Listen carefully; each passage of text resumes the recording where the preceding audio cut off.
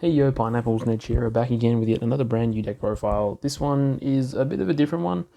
I found a list online from the most recent regional in Hartford, that Sky Striker one. This isn't a Mystic Mind version. I hate that card with a passion, so apologies to those who thought they were going to see a Mystic Mind version of this deck, but it's not. I saw a list, someone hit top 32 with Sky Striker Adventurer, so I decided to give it a go, and I saw the list. There was a few things that he didn't like. I changed those few things. I played it once online in the Sky Striker mirror match. I ended up winning, so I took it to locals. I ended up going 2-1 out of 3 rounds, only losing to an unfortunate zombie, not the player's unfortunate, but the unfortunate situation against a zombie player where time wasn't on my side.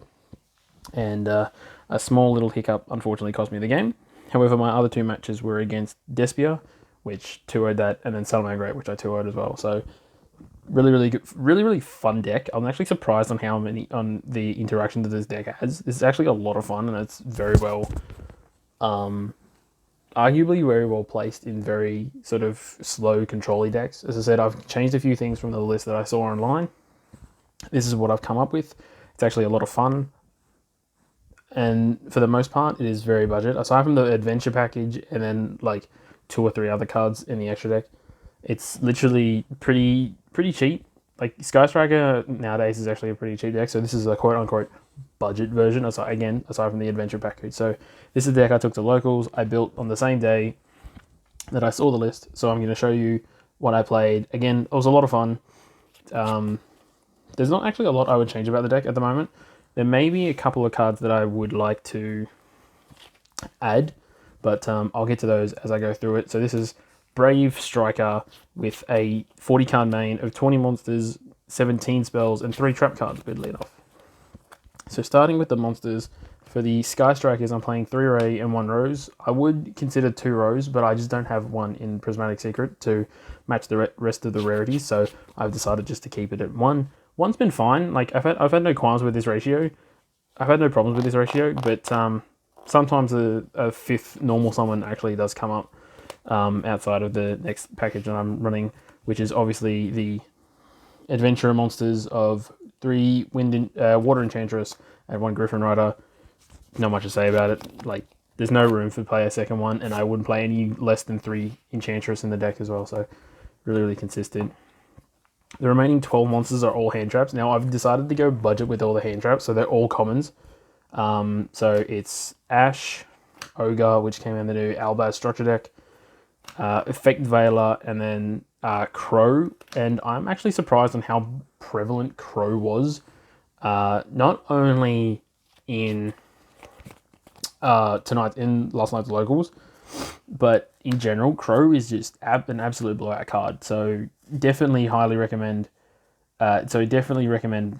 main decking Crow in like the current format as well, because it's actually really good. The rest of them were pretty meh. Like Ash is just generic. Ogre could be literally any other hand trap. As I said, I just wanted common ones, so these are the common ones that I have.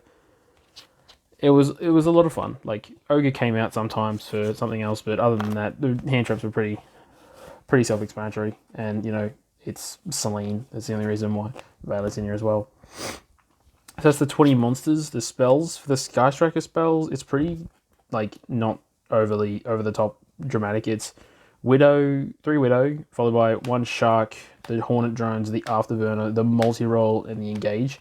No Area 0. I was actually also surprised the fact that I didn't miss Area 0. There was just never a time where Area 0 actually came up to do anything productive, I would have to say. Like, you can clear the token from your... you can clear the adventure token, but it doesn't actually net you anything. So I'm actually really happy with these 8 Sky Striker cards in particular. And as I said, there's just not enough cards to go around now for Area 0 to be prevalent. So I was happy with these. I saw them when I needed to, and I could search them whenever I needed to as well. So it's really handy. Adventurers, it's 3 Right, 1 Faithful, and 1 Dracoback. This hasn't changed much in any other list. I was a big advocate of 2 Faithful, but Again, I wanted to keep the deck down to 40 cards, and if I wanted to even attempt to play this at 60 cards, which I doubt I would, then 2 Faithful was definitely, and 1 Draco back is 1 Draco back. Like, not much else to say about it. I know I'm blazing through this, but there's not actually much to talk about. Like, Sky Striker, Brave, just throw it all together. 1 Rhoda for the sort of generic cards, and then the other generic card that no one else is playing ever in like any deck that I've seen so far. I'm maining triple Regeki. I don't know why people aren't maining this in Sky Striker normally. Like, it's a free spell that can't activate, that you can activate more than once a turn, so you just can't brick. It's a free spell in grey for any Sky Striker spell or trap card, and it outs any board. Like, literally any board. I've opened 2 of these and outed, like, what was it? It was a weird... It was against a zombie player, so it was like Boulder Rock, the means to go into Formula, then make Baron, and then, yeah, this card's a complete blowout against any deck, I find. So it's so good. I love the card.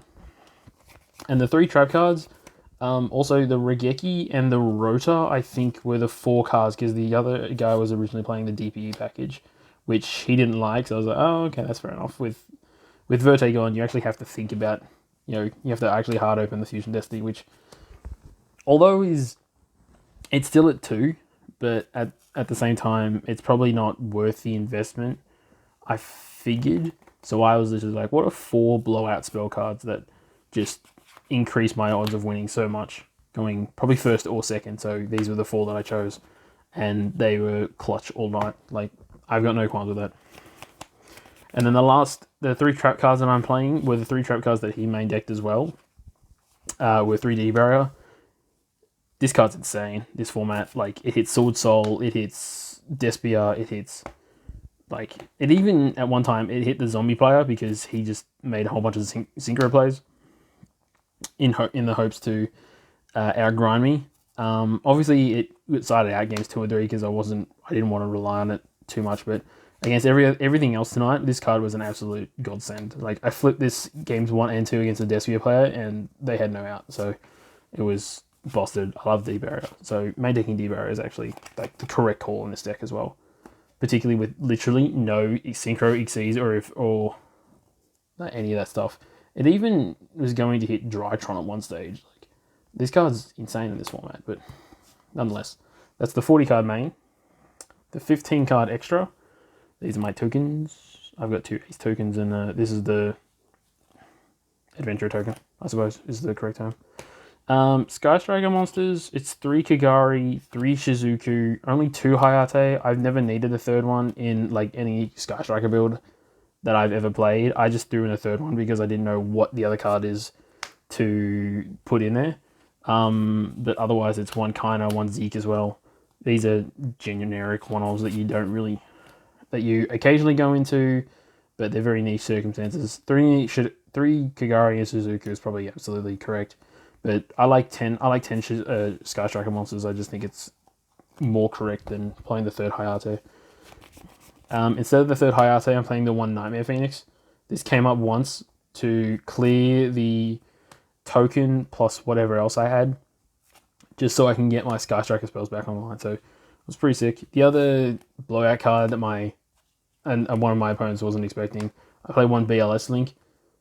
For a fun game afterwards, my opponent negated Griffin Rider to negate a card. So it was just sitting there. It was a forbidden droplet, so it was just sitting there like nothing. I special summoned Water Enchantress with a token already field, used those 3 monsters to make this. Not only did I have my Sky Striker cards online, but I had a big beefy monster that can be destroyed or targeted by my opponent. So again, this is another flex spot that could be literally anything else. I probably wouldn't go back to the 3rd Hayate though. And then I'm playing the Hulk Celine access code package. Excuse me. This deck just doesn't have like a win con anymore now the Verte's hit. Although the Verte wasn't the be all and end all of Sky Striker, I just felt like it no longer has that final push or that consistent constant interruption like it did before Verte, Anaconda, and all that sort of stuff. So I've kept this in specifically for that. I even made this turn 1 against my Despia player round 1. I can't even remember his end board, but mine ended on 2 monsters. One of them I special summoned, and then I normaled a hand trap. Oh, that's right. It was right plus a hand trap, and then he stopped my Faithful from activating. So I had right, Faithful, and Grave. And I think I opened Draco back as well. So I had Draco back on the field, equipped to the token. So then I just normal to hand, bounced his back row, normal to hand trap. I think it was Ash. Made Hulk, went to Celine, make access code, cleared his board, normal Ray, made High Arte, punched, used his own effect to banish himself to pop another card on the field. Because no one realized that you could do that. It says you can banish link monsters with different attributes from the field or graveyard.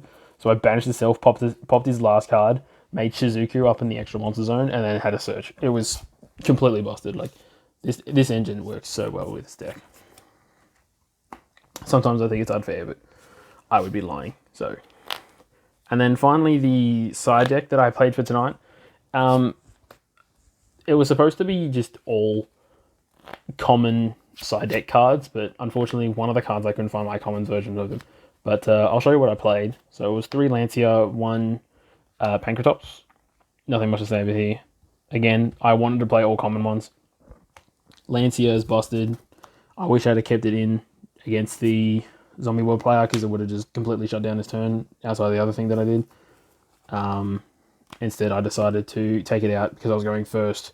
So I sided in Shared Ride instead. Shared Ride's still really good against the majority of the meta, I would have to say. Plus, it's another spell that I can use in case one of the hand traps doesn't work. Like, I think I took this out for Ogre as well in some of my matchups. But other than that, Shared Ride, I like Shared Ride. In Sky Striker anyway. And then, just in case, there's a Dark Magician player in my locals, and he likes to play Sacred Village, so I played 3 MST, 2 Twin Twisters. Again, I didn't want to hard lose to anything, and these should be common ones, but I can't find my common ones. So it's the only super rares in my deck at the moment, so it's not an issue. As I said, 3 MST. This card's hilarious as well. It's the same thing with, what's that other card?